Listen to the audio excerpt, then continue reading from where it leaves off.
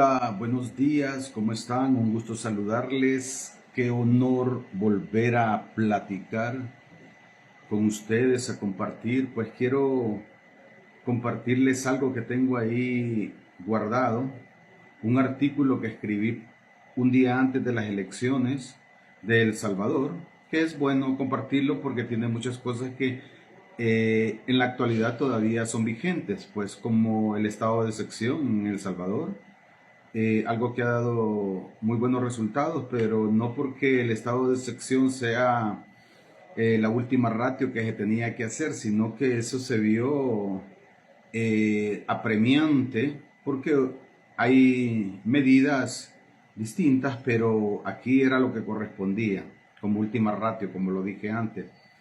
Mi nombre es Oscar Rolando Martínez. eh, Tengo número de colegiación 25584, colegiado en el Colegio de Abogados de Honduras. Este artículo lo escribí el sábado 3 de enero de 2024. Se los leeré a continuación para aprovechar el tiempo a la vez. Quizás mi análisis no sea del agrado de muchos, non plus ultra sabios de la jurisprudencia constitucionalista del derecho positivo contractual. Sin embargo, haré este lance contra dicha opinión en contrario.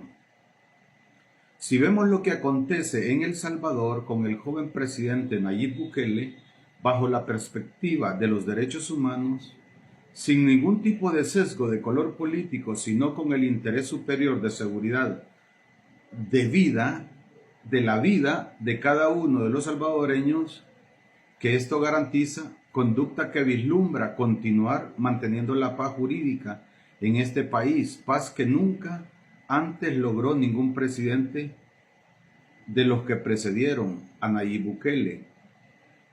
Seguridad que está apegada a la doctrina adecuada a la necesidad y circunstancias que vivía el país.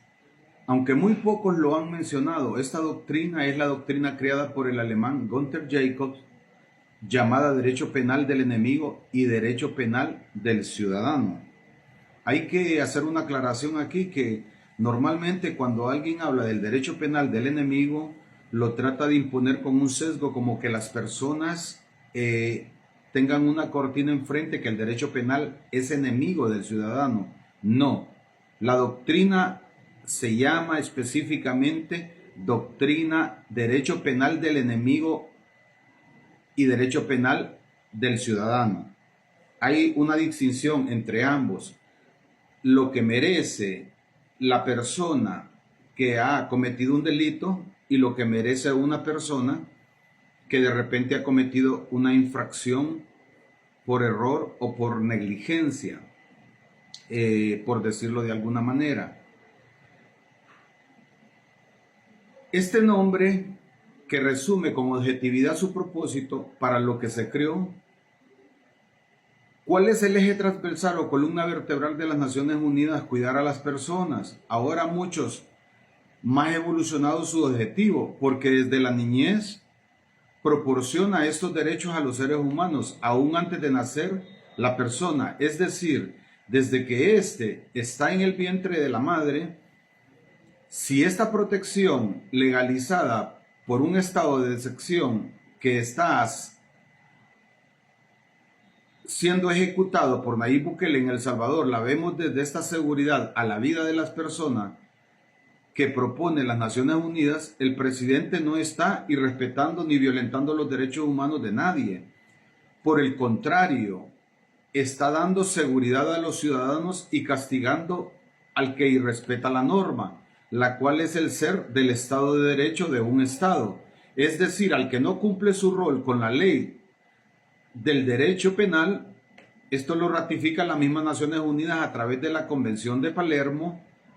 En este instrumento también declara que los criminales están mejor armados que los estados afectados por esta pandemia criminal e invita a que los estados se armen con armas superiores a las que usan los criminales para combatir a los enemigos del ciudadano honesto y trabajador, de estos que violan la norma y que vulneran los derechos de las personas que cuida y protege los derechos humanos. Si un Estado no tiene seguridad jurídica, no hay Estado de Derecho. Es decir, cuando un Estado no tiene Estado de Derecho, está próximo a ser un Estado fallido, como casi sucede en el Ecuador. Si el Estado no toma medidas severas de acuerdo a las circunstancias criminales, no podrá tener un Estado de Derecho sólido. La Convención de Palermo, como una ley supranacional y que hoy pertenece al bloque de constitucionalidad que tienen los estados suscritos a estos tratados y convenciones, legitima al presidente Nayib Bukele para proteger los derechos humanos de los ciudadanos vulnerables, a estas personas que sí, hablando apegado a derecho, han perdido sus derechos civiles, que recuperarán cuando resarzan el daño causado civilmente, y otros con condenas proporcionales a sus crímenes. Eso es el derecho penal del enemigo y el derecho penal del ciudadano. La norma protege al ciudadano y culpa al que la vulnera. Si solo aplicamos una parte, la estamos violando. Aquí es muy puntual el principio o aforismo iura nubi curia, lo que significa que el juez conoce el derecho, este le asiste a la mayoría. Si ponderamos de acuerdo al derecho, que más adelante haremos una breve analogía, y así de esta manera ustedes sean quienes ponderen si el presidente Nayib Bukele está equivocado o usted está ciego. La población de El Salvador es de aproximadamente 6.518.000 habitantes. Esto no obsta decir que se podrían sumar 1.693.000 más, de acuerdo a la revista de donde estamos tomando esta información, cuyo link del sitio web dejamos aquí en azul. La Oficina de Información Diplomática del Ministerio de Asuntos Exteriores es quien brinda esta información. Si restamos las personas que están detenidas, que según el diario La Prensa Gráfica de El Salvador son actualmente 75.100 los detenidos, quedaría un excedente de 6.442.900 ciudadanos que tienen derechos humanos también, los cuales deben de ser protegidos aún más que la enfermedad por justicia. Dije que haría una breve analogía para que usted sea quien pondere si vale la pena que el presidente Nayib Bukele continúe con el poder en El Salvador. Aquí es necesario que echemos mano al control de convencionalidad, convenio internacional que entiendo El Salvador está suscrito. Es inevitable que expliquemos que el control de convencionalidad, el control de convencionalidad es una herramienta o técnica que protege los derechos humanos de las personas del derecho interno, al ser contrastada con la Convención Americana de los Derechos Humanos y la jurisprudencia de la Corte Interamericana de los Derechos Humanos y la misma Constitución de la República del país.